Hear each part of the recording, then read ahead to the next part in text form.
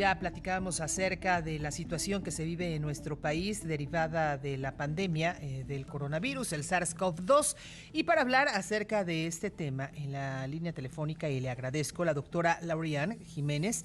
Ella es jefa del Laboratorio de Genética Molecular de la Universidad Nacional Autónoma de México. Doctora, muy buenos días. ¿Qué tal, Wendy? Muy buenos días. Gracias por la invitación. Al contrario, doctora, pues estamos viendo que esta segunda oleada de contagios pues está resultando mucho más grave de lo que se esperaba. Sí, así es, así es. No estoy segura que se le pueda llamar una segunda oleada, ¿no? En México no, por lo menos, porque en nuestro país en realidad hemos seguido en una sola oleada continua, ¿no? En donde hubo una suerte de estabilización, pero con casos muy elevado número de casos diarios registrados de cualquier manera por arriba de 5,000 en promedio, ¿no? En los meses de septiembre a noviembre. Ahora sí, definitivamente hay un repunte muy dramático. Los números más altos que vimos de casos diarios, que fueron la primera, vamos a decir, el primer aumento en casos y defunciones de COVID se dio aquí en nuestro país entre los meses de junio y agosto, más o menos, o finales de agosto, ¿verdad? La cifra más alta fue de 9,800 aproximadamente casos en un día. En los últimos días aquí en México hemos estado reportando arriba de 20,000, 21,000, 20,000, qué sé yo. Esto se debe desde luego al aumento en el número de pruebas que se están haciendo. Se han aumentado, no suficiente, o sea, no suficientemente, pero sí se han aumentado gracias a la introducción de las pruebas de antígenos. Sin embargo, pues sí, el repunte es muy serio, tanto en casos como en defunciones.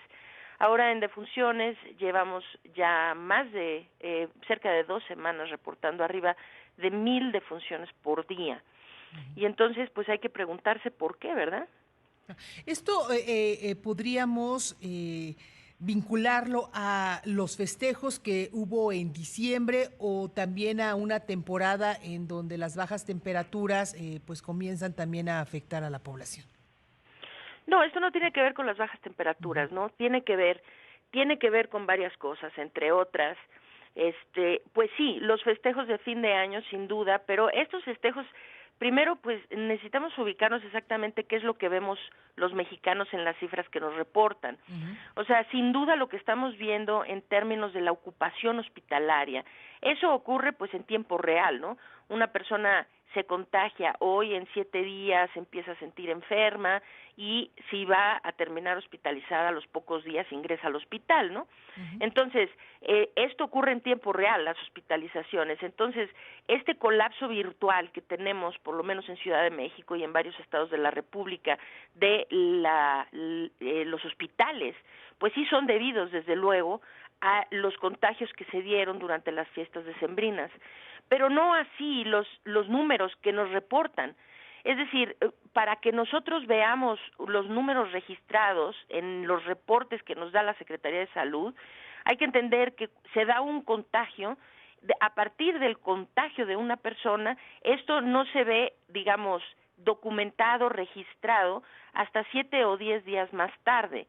Las defunciones siempre se registran entre 2 y 3 semanas después de los contagios.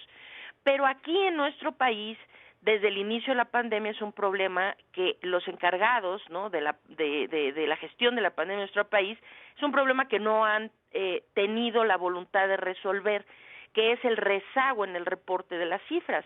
Es decir, las cifras que nos reportan hoy en realidad son un reflejo de lo que ocurrió hace 2 o 3 semanas. Queriendo decir que lo que hoy nos dicen en términos de casos y defunciones, en realidad son casos y defunciones que ocurrieron mayormente las 2 o 3 semanas anteriores, no ese día ni esa semana, sino 2 o 3 semanas atrás. Queriendo decir que lo que estamos viendo ahorita en repunte de casos y defunciones es apenas la punta del iceberg. Donde lo están sintiendo en tiempo real es en los hospitales, desde luego.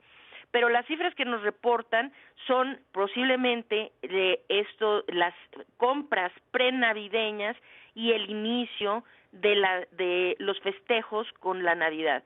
Ahorita en estas cifras faltaría reflejar lo que ocurrió con los contagios de Año Nuevo y desde luego los que ocurrieron en los festejos de Reyes, ¿no? Entonces apenas estamos viendo el principio, sí. Bajo esta hipótesis, doctor, estamos hablando que febrero va a ser todavía un mes más complicado, o por lo menos en cuestión de números. Sí, desde luego, porque es como arrojar una piedra que va rodando por una montaña y ya no hay manera de detenerla. Es decir, esos contagios ya se dieron, esas defunciones ya se van a dar. No hay manera ya de detener eso. Quiere decir que seguiremos viendo cifras muy elevadas todo el mes de febrero y marzo, porque no veremos el fin de esta secuencia fatídica que fue en una periodicidad como muy constante los festejos de Navidad y después Año Nuevo y después Reyes. Esta piedra ya se echó a rodar, quiere decir que aquí ya no hay manera de detenerlo. Ahora, vamos a ver febrero y marzo muy complicado. Ahora, los contagios nuevos que se sumen a esto, pues desde luego impactan de manera muy seria también, y con tanta retórica un poco demagógica en relación a las vacunas, la gente tiende a relajar, ¿verdad?, sus medidas, pensando que el remedio está aquí a la vuelta de la esquina, cuando no puede haber algo más falso que eso, ¿verdad? El remedio vía las vacunas es un remedio en nuestro país que cada vez se ve más lejano.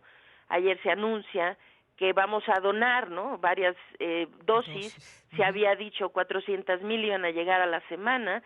Ahora esas no son suficientes, porque para vacunar al 70% de la población mexicana en un año completo, se necesitarían, están poniendo más de 1,600,000 dosis a la semana. Entonces, 400,000 pues no eran suficientes, y ahora se dice que van a llegar bastantes menos que estas 400,000. Así que llegar al 70% de la población vacunada a este ritmo nos puede llevar 2, 3, 4, 5 años llegar a eso, ¿no? Entonces, relajarse ahorita pues es lo peor que puede ocurrir. Aquí siempre el énfasis sigue siendo la prevención del contagio. Claro. Doctora, ¿me permite hacer una pausa para continuar con esta plática? Desde luego, con mucho gusto. 7:41 a.m. Estamos platicando con la doctora Lauriane Jiménez, jefa del Laboratorio de Genética Molecular de la UNAM, sobre pues la situación que se está viviendo aquí en nuestro país con relación a la pandemia por coronavirus. Y doctora, hablábamos acerca de la mortalidad, acerca de los contagios, pero si bien se están dando a conocer algunas cifras de personas que han fallecido en nuestro país al momento, ya vamos a cumplir casi un año de iniciada esta pandemia, ¿qué hay con el exceso de mortalidad? Sí, bueno, el exceso de mortalidad es una cifra que nos revela algo que es realmente muy lamentable, ¿no? No sé si lamentable sea el adjetivo que alcance, ¿no?, para describir esta tragedia. Pues sí, hoy en México estamos reportando, o se están reportando en cifras oficiales, 140,704 defunciones por COVID-19. Ahora, las cifras o los reportes de exceso de mortalidad, que son publicaciones, desde luego, de la propia Secretaría de Salud, ¿no? Y reportes de otras personas como Mario Romero Zavala, Lorian de Spiegel, que han hecho unos análisis muy acuciosos, ¿no?, con relación a este asunto del exceso de mortalidad. Nos indican que ahorita las muertes que está reportando oficialmente la Secretaría de Salud, en realidad en el exceso de mortalidad son 2.5 veces mayores.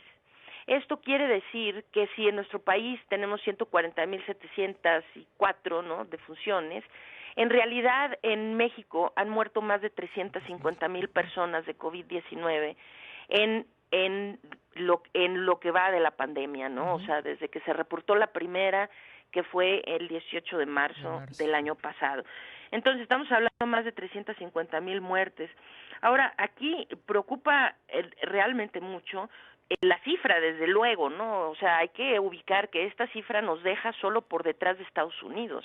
Queriendo decir, Estados Unidos ya rebasó 400,000 defunciones, nosotros vamos por detrás de Estados Unidos, y detrás de nosotros viene Brasil con 209,000, ¿no? Entonces, pues es muy alarmante. Somos el segundo país con mayor número de muertes totales.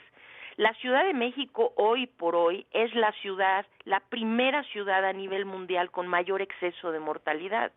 Esto rebasando todas las ciudades como Nueva York, Lombardía, o sea, muchas ciudades que tenían un gran exceso de mortalidad, esas autoridades han resuelto el problema del exceso de mortalidad, pues ahora sí reportando adecuadamente las cifras oficiales de defunciones por COVID-19, cosa que nuestro país, curiosamente, en lugar de mejorar el exceso de mortalidad, es decir, en la medida de que se reportan bien las cifras de COVID-19, debe disminuir, queriendo decir que lo reportado es igual a lo que realmente ocurre, ¿no? En nuestro país es al revés, es decir, que lo que se reporta cada vez es más discrepante de la realidad.